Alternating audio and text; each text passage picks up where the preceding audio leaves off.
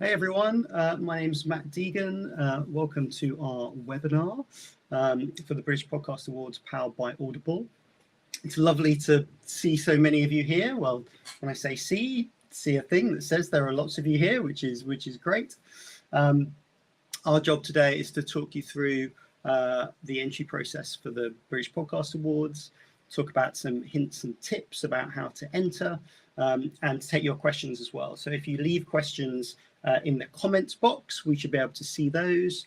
If they have problems doing that, you're on a different kind of device, if you email them to info@britishpodcastawards.com, then we should be able to see them. Joining me today is Helen Zaltzman from The Illusionist. Hello, Helen. Hello. And also Rayhan joins us, who's the producer of Brown Girls Do It Too, amongst other things. Hello. Hello. And why we've got these two on is that Helen has been an entrant, but also she's been a judge for the past few years. So it's always interesting to get a take on the people who are judging your work. And hopefully we'll hear from Rayhan about his thoughts, putting together an entry for something which had a big win and some smaller wins at the awards as well. So we're going to kick off, first of all, with a bit of a guide to what we think about when we put together the awards and the sort of things that are perhaps useful for you as an entrant. Top 10 tips for winning a British Podcast Award. First thing, and like you're always told at school, is read the question. Go to our website at britishpodcastawards.com. There is an entry section, there's a category section, a rule section, there's even some frequently asked questions. Get a cup of tea or coffee and read through it all. Check the rules, check whether you're valid to enter. We're looking for people that created audio at least between February the 1st, 2021 and February the 8th, 2022, from 28th, 2022. You need to have published 6 episodes during that period. These are kind of proper episodes, not sort of previews or anything like that. And the reason we do that is, we're a podcast awards, we're judging material that works for this medium. And so this is, recurring material, whether that's short form series or more traditional long form podcasts. So if you've just made 1 or 2 episodes, this isn't the year for you, that'll be next year. Also, with most categories, and there are a few exceptions, so check the website out for that, we're looking for a maximum of 15 minutes of audio. So 5 clips from at least 3 episodes. Again, we want you to show that you've got a great podcast all year round, not just there was one amazing episode. You've got to publish these 6 episodes, and we're looking for usually 15 minutes of audio. That's collectively, so that's all your clips together equals 15 minutes. And to get you there, what is important is for you to listen. Go back and listen to your shows. What we think works quite well is make notes on the good bits. Also, I think entering awards is a great way to just review your podcast more generally and think about what you've done and the great work you've done over the past year. Recognize the good things, also recognize the bad things. If you think, I always ask a question that way, or I always start out with this, use this opportunity of listening time to really think about your show. But go back, listen to your shows, make notes on the good bits. And remember that, unfortunately, the best podcasts don't always win awards. The best entries do. There are rules, there are limitations for what people can enter. We're not listening to all your shows or all your episodes. So it's great entries that end up winning awards, not just brilliant podcasts. And so sculpting that entry is really important. So we're looking for clarity. So you've got to think about, a judge is listening to a lot of material. One after another. Can they understand from your clips what your show is about, what you do?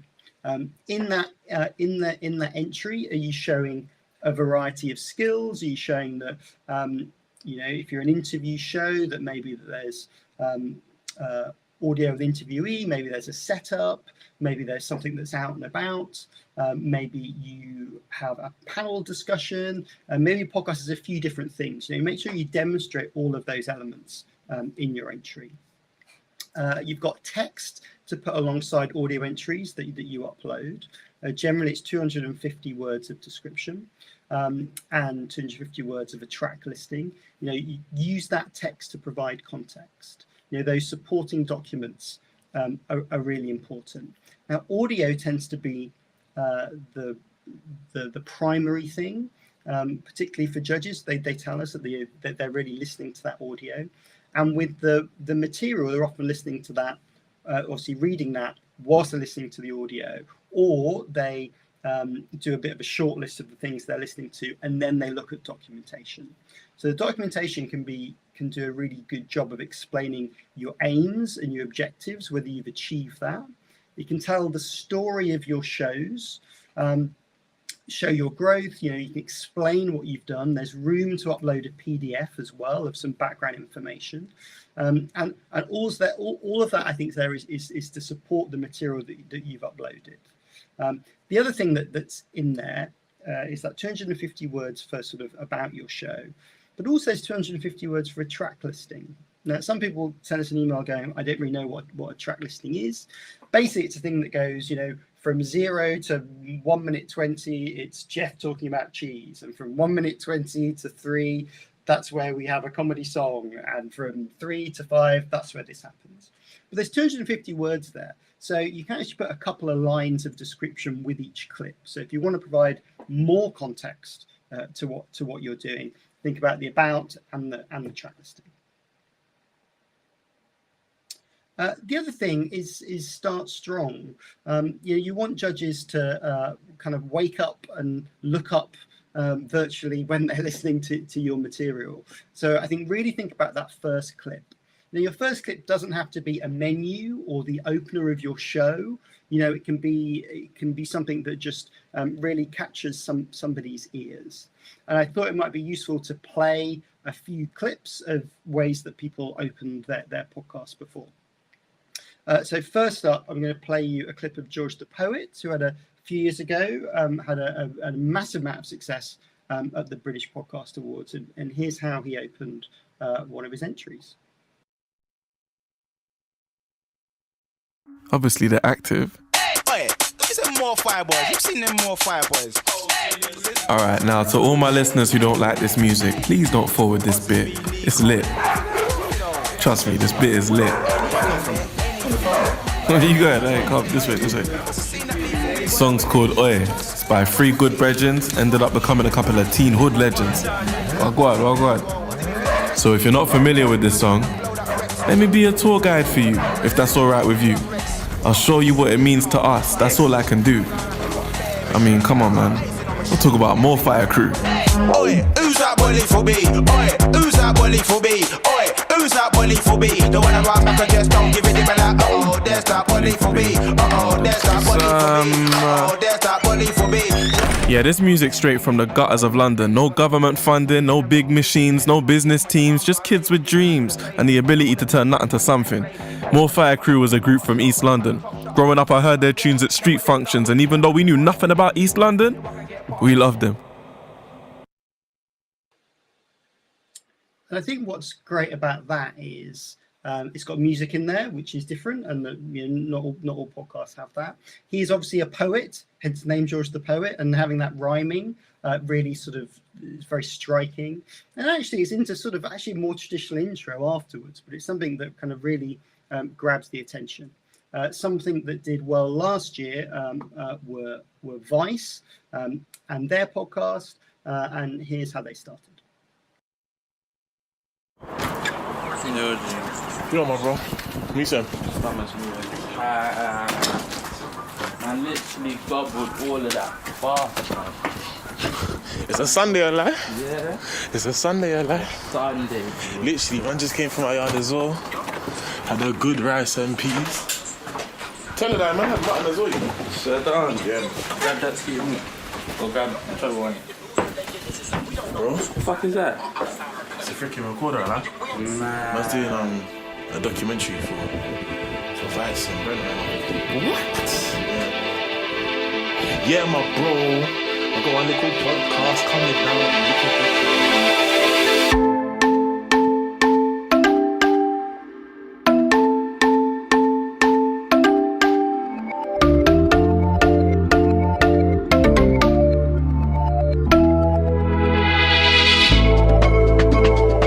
From Vice and Brent 2020, London Borough of Culture. This is Vent Documentaries. Young people from one London borough telling you the stories we care about. This is series 3, where we are talking about justice. What's good? My name's Kez. I'm an artist and creative director. I'm interested in documenting and archiving the experiences of young people from minority backgrounds in the UK. So what I think is quite interesting about that is, again, it starts very differently. It starts with sort of also like background noise. There's something kind of going on as they're climbing the stairs, and then they notice, or the guests notice that there's a recording, and it sets up that podcast. It's just different. It's just, is it the best thing in the world ever? Not necessarily, but does it kind of capture people's imagination? Does it describe the kind of podcast it is? Is it just a good way into that show? Think about what material you've got across all of your episodes. Again, it doesn't have to be something from the beginning, but what could capture the judge's attention? The other side, this is a clip from Joan and Jericha comedy podcast, which if you haven't listened to, it's incredibly filthy. This clip isn't so bad, but again, this is how they opened their entry. What we might find.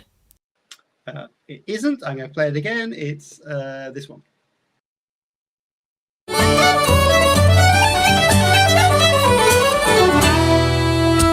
Well, a very good morning to you. Good morning as to you. always, Jericha. Yes, and to you, Joan, and to everybody listening. Good morning. And I love what you've done with the eyebrows. Thank you. Yes. Is that tattooed or is that woven? Or it's a mixture, actually. What had happened was I'd had some eyebrow corrosion. It's very common, lady of my age. Nothing to be ashamed of. I'm not ashamed of talking about it now.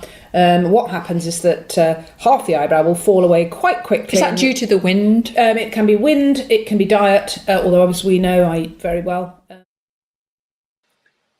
So again, a very different opener, little bit of instrumental music straight into a conversation between the two of them.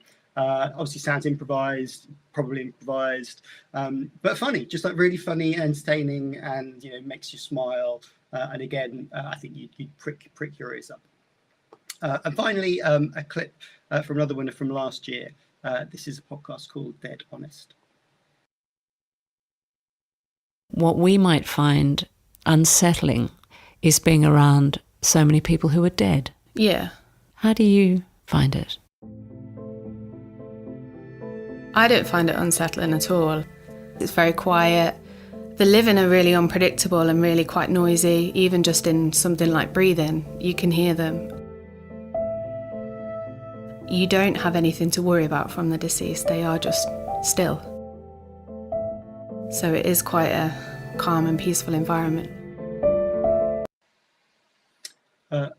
Again, different kind of content, and ear pricking in a very different sense. They're straight into talking about what this podcast is about, which is talking to people sort of in the death industry, or people who deal with dead people. Again, striking, catches your imagination. You lean in to listen. So start strong.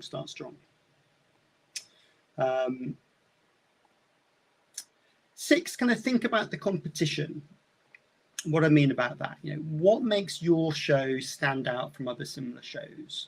If you're making something, that there's probably something out there that's similar, but what are the differences? What are the things which you have that are unique? That could be in style, that could be in presenters, that could be in guests, that could be in structure, that could be you've got music, or you've got improvised elements, or you've got fictional elements. What are the things which really stand out and can capture the judge's imagination? They can really think about when they're listening to yours, that they're writing down their favorite ones, and they think, okay, that's done something that's very different. That was impactful. Most of our judges are judging a singular category. So, if you're entering true crime, you are playing against the other true crime podcasts. So we'll have listened to maybe up to 20 true crime podcasts in that listening session or over a couple of days. What makes you stand out? So think about the competition. And that kind of brings me on to, if you're entering multiple categories, lots of different categories at the awards. Some people find that they fit a couple of categories and they want to enter those. I'd always suggest that you create different entries for different categories. You're allowed to enter up to 3 for each show, but I think tune each entry to the category. Back to thinking about your competition.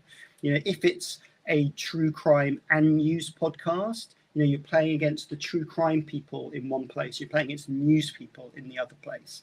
So tune your entries to better fit that category. Now, in the awards system, what you can easily do is duplicate entries. So what you can always do is enter all the text elements, where we ask obviously for background to the show and some imagery and information about your team. You can kind of do that once, duplicate an entry and then add different audio to them or edit them slightly, but it's an easier way to enter, but tune your entries to the categories that you enter. And then as you're bringing all this together, I kind of say there that to play it to your mum. Now, it doesn't have to be a mum, it could be a mum-like person. And this comes very much from my own personal experience, which is my mum is both not necessarily that interested in what I do, but when asked her opinion, she's just incredibly tough about it, whether she has any experience in it whatsoever. I don't know if your family are the same or there's someone in your life that's similar to that. I think sometimes we're really close to our podcasts, particularly if it's something that's week in, week out, and there's sort of elements of in jokes or there's relationships, and you're very comfortable with that, and the show has a lot of that in. Would someone new be able to decode that and understand and get into your podcast? So playing it to someone else who's not as close to it as you can be very valuable. Also, I find if you play something to somebody and you're there with them, you instantly think about all the things that are wrong with that entry or you're worried about. So actually, even just the idea of playing it to someone makes you kind of tougher on yourself and think about what you should be putting in that entry. So try and find someone who can give you an honest opinion. The other thing is, try not to leave this to the last minute. I think it's April the 11th is the closing date for the awards this year. It's never as quick to put together as you think. And then there are always problems that arise. That could be problems in your life, whereas suddenly you have to do something with your family, and that time you thought you were going to do the awards has disappeared. Or you start uploading the system and you have internet trouble and all of those sorts of things. Try and do as much as you can early and get it submitted into the system early. One of the great things about the system is once you've submitted an entry, even if you've kind of paid for it and submitted it, you are able to edit it right up until the final moment of the closing date, which is midnight, I think, on the 11th, midday on the 11th. So if you sometimes finishing it, uploading it, actually gives you some time to then think about it. It's like, oh, I don't think I really described it properly, or like, oh, I wasn't really sure on that clip. Was that the right thing? You can always go back in, swap out audio, or change some text or any of those things. So please try and do it in advance. Lots of people leave it to the last minute. Over half our entries are submitted on the last day. So I know that I'm saying this and maybe a lot of you are nodding, and then none of you will do it and you all leave it to the last minute. Other things, questions. We get questions, like last minute questions, which we try and fire through on that last day and really quickly respond to. But it's much more difficult to do that when there are hundreds coming in. So please do it earlier on. Also, if it's earlier on, we do go through entries, and if people have made some obvious errors, like they've uploaded individual clips rather than a single MP3, we can reach out and say, why don't you fix this? You've got time. So please try and not leave it to the last minute. And then the other thing with an award entry, be it a British Podcast Awards entry or anything else, use the work. Use those clips again for other things. Maybe turn them into social video, put them on your website. Maybe make a best of episode so you can have a week off if you have a kind of week in, week out podcast. Don't just think about using it for the awards. Think about where else you can use this material. Because I think the process of entering awards is great for your show, whether you get nominated or win. You get to think about your program. You get other people to give you input into that. You create clips and things which you submit. Just think about how you describe your show. Use that in all of your destinations and places. So things we've talked about. Check the rules. Go to the website. So generally, we're looking for between 3 and 5 clips from up to 3 episodes. You've got to have uploaded 6 episodes in the year, and in total the single MP3 you're uploading should be up to 15 minutes. There are some slight differences for documentary and drama, but go and have a look on the website. Check all the rules. There's facts on there as well. Go and have a look at other people who are nominated in previous years. If you're not sure which category to enter, that can be quite useful. But check out all the information that's on the website. You can also send us questions through that as well. Listen back to your material, make notes. Remember, the best podcasts don't win, the best entries win. So if you're thinking about putting together an entry, a submission to win an award, really think about that first clip and about starting strong. Think about your competition, who you're playing against. Think about the right categories that you fit in and tuning your entry to that category. Find a mum or a mum-like person to give you some honest feedback to your entry.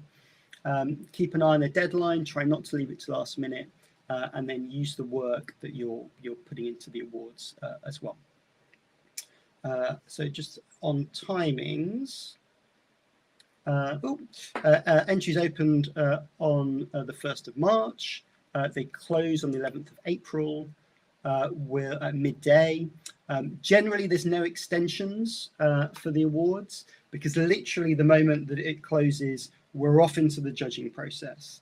And there's around 200 judges that are involved in the awards. So it's quite a mechanical process, and we send everything off, and then adding things or changing things later can introduce problems and cause us issues. So please just think of that as the drop dead deadline, and that's why you should get it in early. So nominations reviewed on June the 20th, and we're going to do an event that if you enter the awards, hopefully you'll be able to come to, which is going to be in London. And then the ceremony is going to be on the 23rd of July in Kennington Park. And again, we're going to do a big outdoor event. So that's what's happening. If you have any questions, you can tweet them at BritPod Awards. You can drop us an email, info@BritishPodcastAwards.com, and there's a contact form at BritishPodcastAwards.com as well. Okay, so that's my little ramble at the top. Let's add in Helen and Rayhan. Helen, I talked a bit there about kind of judges. You're a judge. What do you see when that closing date happens and you're activated? What happens? You get 15 entries on a platform that lets you score them according to various different criteria and write notes. And then at some mutually appointed time, you meet with the other judges to discuss them, which is generally very interesting because judges all vary as well. So when you were saying it's not the best podcast that wins, it's the best entry that wins. That is true, but I don't want people to really ruin their lives to put together an entry thinking it has to be perfect, because then it goes to a random bunch of people who you can't predict, and there's so many variables. I think that's actually, it makes this whole thing not that different to what we podcasters have to do constantly, which is make content that is appealing in a very short space of time to people we can't predict and who don't already know it and who don't already care about us and don't have long to get engaged.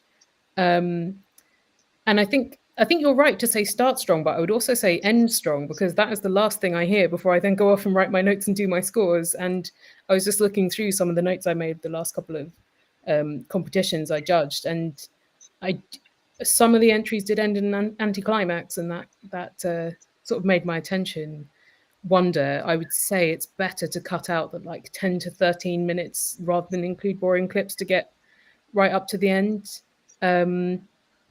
And to vary the clips so you're showing different strengths of the show, and make sure the clips are actually about what the show's about, because some of my angry notes were you'd have someone talking about their interview show, but they didn't include any clips of the interview. They just included clips of them setting up the interview, or they would include pieces of an interview about a show that was a particular theme, but the interview didn't reflect that theme. So I think what you were saying about context is super important, and the written entry to me is it's not what I'm judging, but it's really useful for clarifying what the audio is about, because I want to know who you are, what the show is, and why you're making it. And things like how many downloads it has don't matter to me. Press doesn't really matter to me, because a lot of shows that are brilliant haven't had many downloads or press. But I just really want to know I really want you to be able to express what it is, and with the clips as well, describe what they are, provide time codes, and kind of indicate why you've chosen it. Because a lot of the time I think, have they just chosen this because they think it's the best? Because that kind of makes me worried for what the whole thing is. And also please leave like a second or two of silence between clips so we can tell it hasn't just like, oh, this has taken a turn that I wasn't expecting. Oh, it's a whole different day. And sometimes the clips will end really weirdly as well. And I appreciate that 15 minutes is quite a short space of time compared to the runtime of a podcast, but it's a long time if someone was just talking to you without cease. So there's a lot you can do. And when you're choosing an excerpt from a much longer piece, you can still choose something that in 1 to 5 minutes has a shape of its own. It's like complete on its own. So make sure just to cut the clip at the end of a paragraph, not mid-sentence, as it were. And I think we've had a question about in-clip editing. So, what is a British Podcast Awards clip? For me, if you just think about like your timeline for an episode, a clip is a single chunk that has no in-clip editing. So it's literally you've just gone, right, I've grabbed from minute 1 to minute 3, obviously timed to the right thing, and then that's dropped into the entry. So if there's, and the reason we don't allow in-clip editing is so you don't just sort of delete all the crappy bits and go, hey, my show is always like this. And obviously that's something that can be checked, and it's not something that we're going to jump in and look at. But judges do say, I think that was edited, and I went back and had a listen, and they did, and they edited it. So it's, we could have so many people listening to this material. They have a view, they're pretty good listeners, they're involved in the audio sector, so they can kind of just tell whether it's something that exists. Now, if in your episode you really edited something to get it to whatever, and that became the clip, well, hey, that then is the clip. That's okay.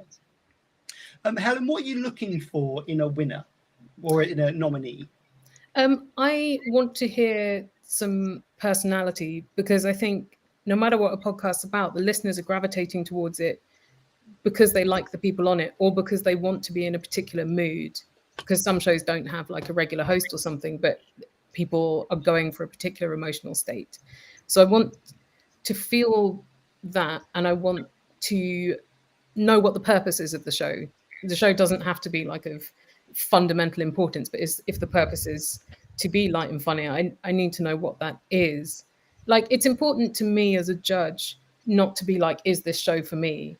Because most shows shouldn't be for me. I'm one person, but I'm just looking to see if it fulfills what it's purporting to be and whether it's making good use of the listener's time. And last year, Vent, which was the big winner, that came up in one of my categories. And it really stood out to me because the presenter on that episode was so interesting to listen to. It was mostly footage of her doing interviews, and the interviews were brilliant.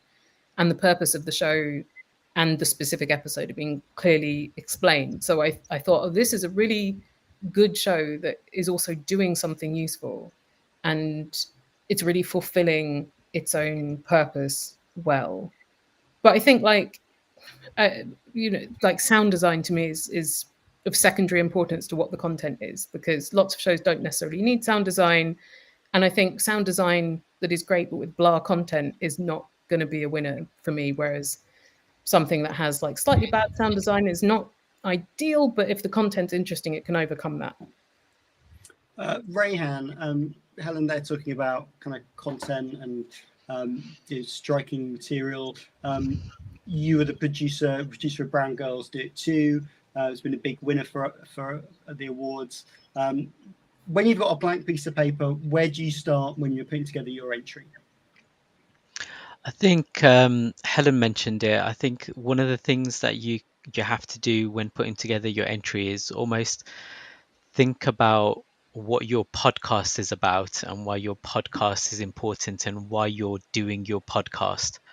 And I think you should know what the USP of your podcast is. So what are you doing that other people aren't necessarily doing? And you have to highlight that in your entry. So with Brown Girls Do It Too, it was quite easy, I think, because there aren't many podcasts of brown Asian women talking about their sex lives to the extent that those girls in the podcast did, Poppy and Rabina and Roya. So that was the USP, and I made sure that that was in there in my entry in the audio. And I think I try to use so when I was constructing the podcast, I made sure that you knew that they were brown girls doing this podcast without actually saying we are brown people. That was there in the content. And so when it came to putting together the entry, I knew that that was, that existed somewhere in the intro to my podcast. So that was handy. I could clip it out and put it in there. So deliver your USP in the entry if you can. The other thing is when you're making a podcast, so even podcasts fall into genres. So when you're making your podcast, you should be perhaps delivering on the genre expectations of that podcast. So try and include some of those things in your clips. So if you're meant to be a funny podcast, then make sure you've got funny bits in your podcast, or else the judges aren't going to recognize what they're looking for in that entry. In the sex and relationship podcast, for example, you've got to deliver on the sex and relationships. You've got to perhaps deliver on breaking boundaries in a little. So is that there in your entry? But the most important thing I felt when I was putting together my entries was delivering on emotion. And that's when you're making your podcast, you should be delivering emotions, or not delivering, evoking emotions is what I mean. And so for the Brown Girls Do It Too podcast, funny was important. So definitely have a funny clip in there. But also there were moments of sadness.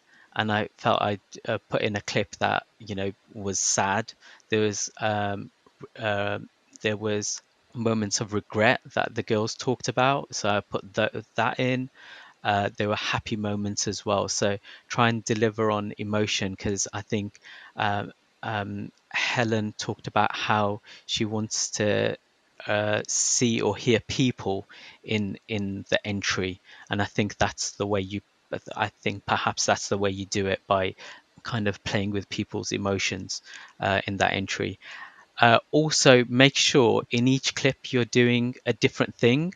So if you've done the funny bit, then you don't necessarily have to do another funny bit.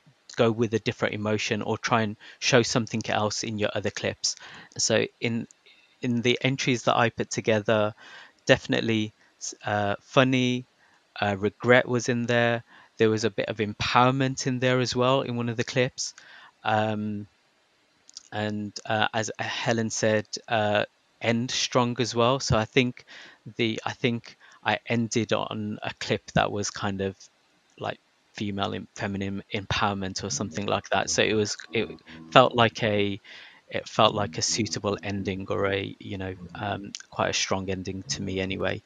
Um, Well, and what you said, sorry. I was just going to say that you were saying that all of your clips did certain jobs. How much of that was I'm going to find a clip that does that, and how much was, hey, I've gone to all the clips and actually these clips do this job? Which way did you start? Oh, so I went through and I found all the bits that I thought were great first. And so if you're looking at, I think I compiled about 15 really good bits, which were each of about 5 or 6 minutes long. And then it's a job of whittling them down to, are they all doing different things, or and trying to do that within like 3 minutes or so, or 2.5 minutes per clip, something like that. I don't remember exactly. So you've got to whittle down the size of that clip as well. And then it's really important to do what you said, Matt, about get your mum to listen to it, because often after you've edited it, it doesn't necessarily say the same thing that you thought it did at the start. So does it still contain that element that made you pick it out in the first place? So do go back and, if you have somebody who's prepared to listen to it, then that's great. And if you don't, do it yourself. Does it still say the same thing I wanted it to at the start? And do that with your podcast as well. Generally, are you saying the thing that you wanted to say? Is it as great as it is in your ears as it was in your head when you first envisaged it? And Yes, use the track listing properly, as you said, Matt. So give context to why you've chosen those clips and why they're important. No, that's all. That's all. They're all good tips. What I've seen, we see this a bit on Twitter when people tag us in, is if you do a show week in week out, and so you've got over 50 episodes to try and listen to, they ask the listeners what struck them. And what were good bits in their heads, or things that they remembered, and then you see the tweets come back. That could be quite a good way of doing it too. Yeah, or what did you rush to tell someone? Oh, I heard this thing on a podcast. Helen, when you listen to an entry, sometimes people afterwards get in touch and they say, "Oh, I really like this podcast, but then I heard their entry and it wasn't a great entry." What lets people down when they're putting together their entries for the awards? I think, like we've said, like a lot of stuff that doesn't seem well motivated. Sorry, someone's drilling upstairs. So there's a kind of noise coming through. Yeah, if it's not well motivated, or if it's just some bloody blah followed by everyone laughing, and then I think, well, I'm not laughing, so that has failed for me. I think that's quite often the case. And I do often listen to the entries more than once, so that it's not just getting me in a particular mood. Like if I'm in any doubt, I will listen to it again. Okay, let's take a few questions that have come in whilst we were speaking. This one from Fion: can supporting documents include content from after the 28th of February? Yes. I would probably say I would kind of concentrate on stuff which supports maybe what you've put in, and your entry is kind of for a period we're sort of mainly talking about, obviously, kind of last year. So if there's something big that's happened since, yes, include it. But I think the kind of bulk of things should kind of all go into that same narrative. I mean, Rayhan, when you were doing your entry, did you think much about the written work that went alongside it? Definitely the written entry. I wasn't so rightly or wrongly, I wasn't so concerned about the other things like supporting statements and things like that, like a montage of how it's been received on our socials and things like that. But I thought the written entry was very important because your audio is doing a job and hopefully delivering all the important things. But I'm always conscious that a judge has got so many things to judge and they've got other things going on in their lives. So anything that you can do to back up your audio, and that's what it is. I mean, the audio is going to be great, but the written document has got to give a bit of context as to how maybe why your podcast is important and what it's about and what you're trying to do with it, because that may not necessarily come across. Some of that stuff may not necessarily come across in your audio just in that little clip. Of course it'll come across over the series of your podcast and over the months and weeks. You want to use your written document to try and cram in some of that stuff that you can't put in your audio. So that was very important to me. Helen, Yeah. what's good written material for you as a judge? That's really intangible, isn't it? And I'm not sure I'm good at doing it. I think the reason why for me things like press or comments are far less important than what you have to say about your show is because those things are external and to a great extent they're out of a podcaster's control. And like I was saying earlier, you might have not that many listeners or commenters, but it doesn't mean the show can't be great. And I'm just trying to think of yeah, I just think like if you can get personality into the writing, then great, but just clarity would be really useful and putting the information up front. And sometimes if the written entry is not good, we'll go to the show's website to see if there is a pithy description of the show or just something that explains it to me. So like do try to to try and fill that out if it's not provided, but I can't guarantee that everyone will. I mean, judges do really care about the judging that they do. I know it sounds really minor, but like some of the biggest feedback we get is how much they enjoy the discussion when you all get together and talk about what you think about the awards. Yeah, it's it can be a little fraught. And I remember a frustrating situation with someone, not in the British Podcast Awards, where we were discussing a show that I thought was brilliant. And it was a show about a young Black woman dating, really terrific fiction podcast. And she was like, well, this show's not for me. I don't think I wouldn't recommend it to anyone. And I was like, look, yeah, you're a white woman in your 50s who's not dating. So it's not like that's immaterial to me. So like, I think the judges also need to have the right kind of outlook about what we're doing too. Because like I said, things aren't supposed to be for us. And also that's why we try and mix the panels together and have them being as representative as we can. There's another question just on comments. Should comments in the supporting docs be needed as screenshots to the genuine or plainly transcribed for accessibility? That's a good point. We haven't had a lot of questions back about accessibility of things in the PDFs. So I think screenshots are fine. I think to then maybe copy that into text below is probably a useful thing to do. And if it's a really important thing, I think put that in the 250 words, which is sort of in a text-based system that the judges see.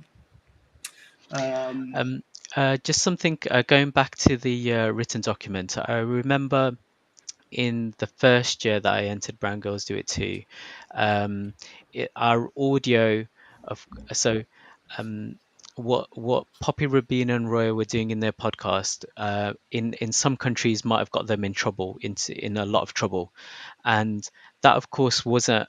We didn't explain that in our podcast. We just kind of. The view we took when doing the podcast is we're having this conversation and we're allowed to have this conversation, and isn't it great? So the dangers of them talking about those subjects weren't in the podcast. So I didn't have a clip of that context. So I wrote that in the supporting document. I wrote that, I wrote why this was important, because that wasn't in the audio in the 5 clips that I put together.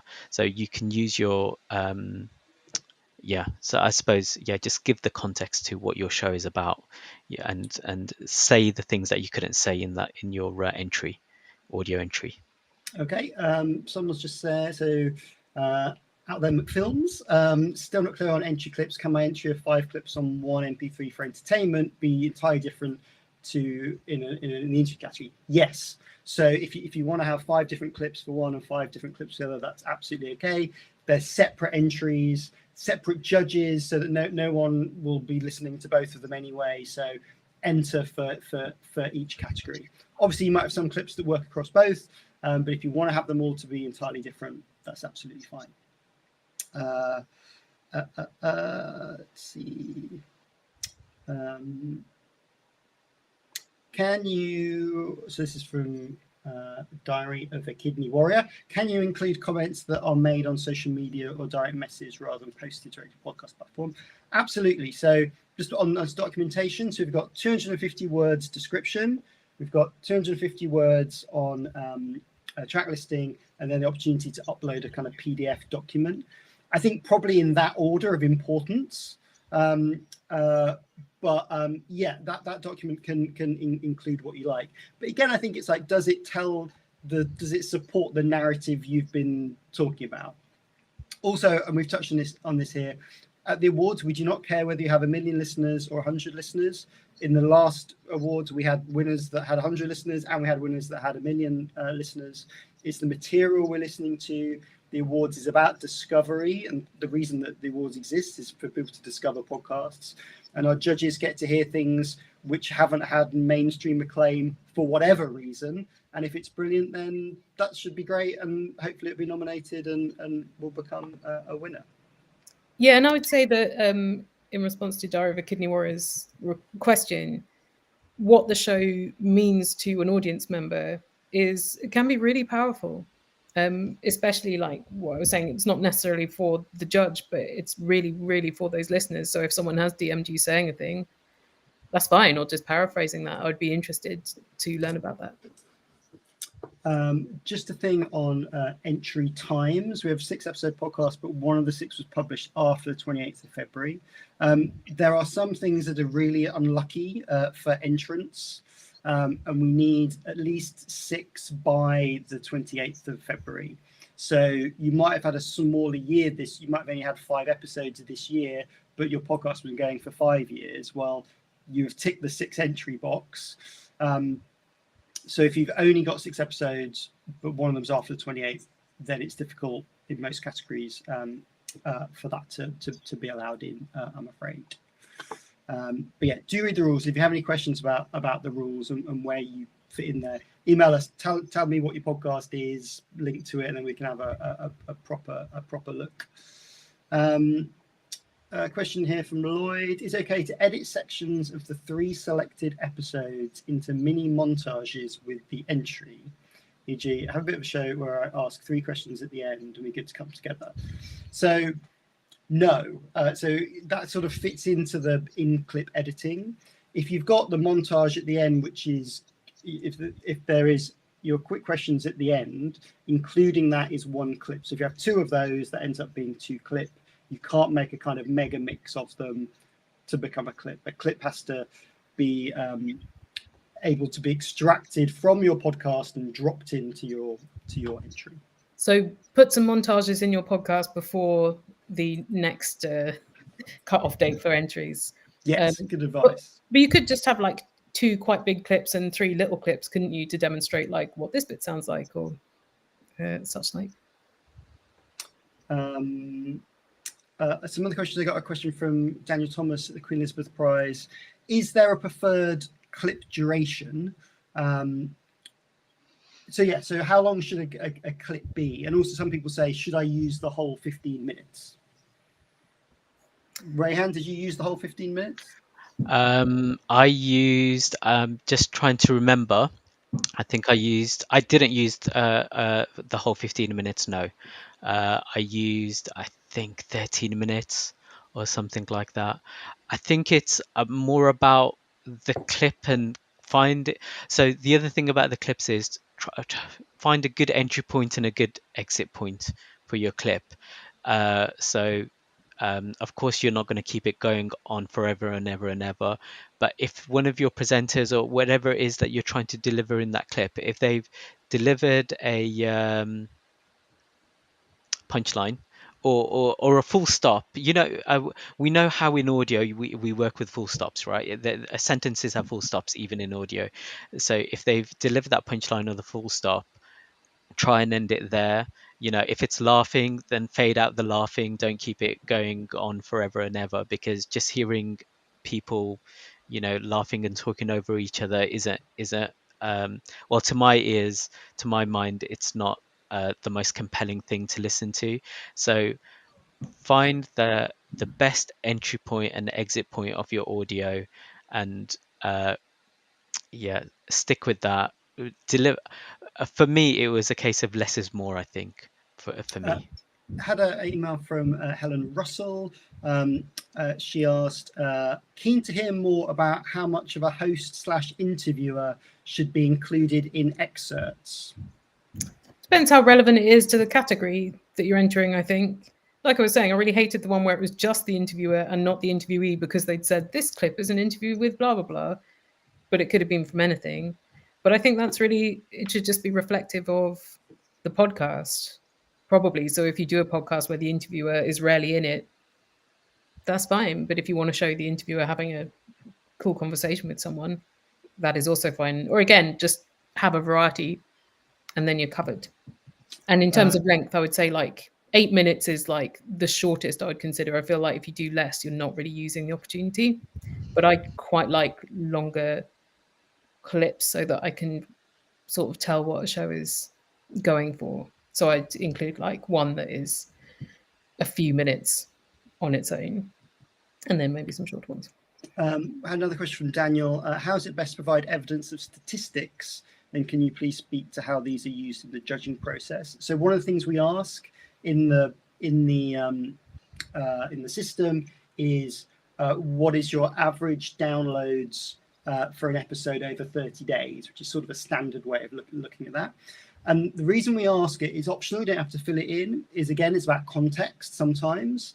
And it's about being able to measure things. So if someone's really talking about their numbers, we want to try and make all the numbers the same. So it's in there as an option for you to fill in. Helen, do you judge big podcasts and little podcasts differently?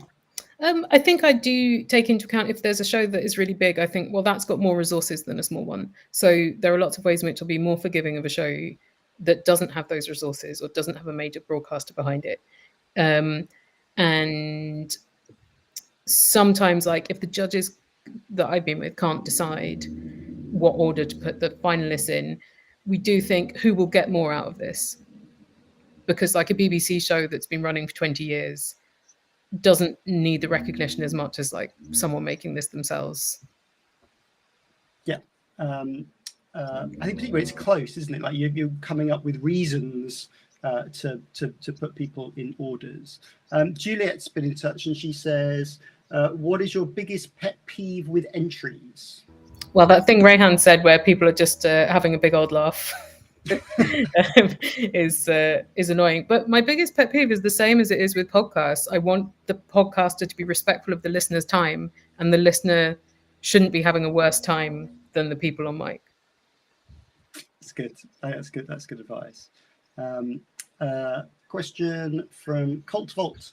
If the podcast has been going for a number of years, can you use any episode that aired prior to Feb 8th? So we're after audio from the period, which I think is Feb 1, 2021 to Feb 28th, 2022. So basically a 13-month period. That's where the audio needs to be from to enter this year. Your 6 episodes is over whenever. But yeah, we want audio from that 13-month period. What about if you reran an old episode during that period? Does it count? That's a good question. I think if you bought something back, or you had a clip, maybe more likely having a clip of something from the old days, particularly if it's been contextualized again, I think that's fine. That is an episode from this year. So I think that's okay. There's a question about money. Let me just find this one. Right, boring finance question. This is from Liam. If we can tweak our entries until the deadline, at what point do we make payment? So yeah, so you pay when you submit, but even if you've paid, you can still go back in and edit up until the deadline. So when we close the whole thing, that's when no changes can be made. So if you have paid and submitted it, you can still come back and edit it if you need to. Right, I think that's most of the questions that people have asked. Any last thoughts? Yeah, Rayhan, you've had some success in this and other awards. What's your one big tip for people? I think it's the same as when you're delivering on your podcast. What are the emotions you're trying to invoke in your listeners?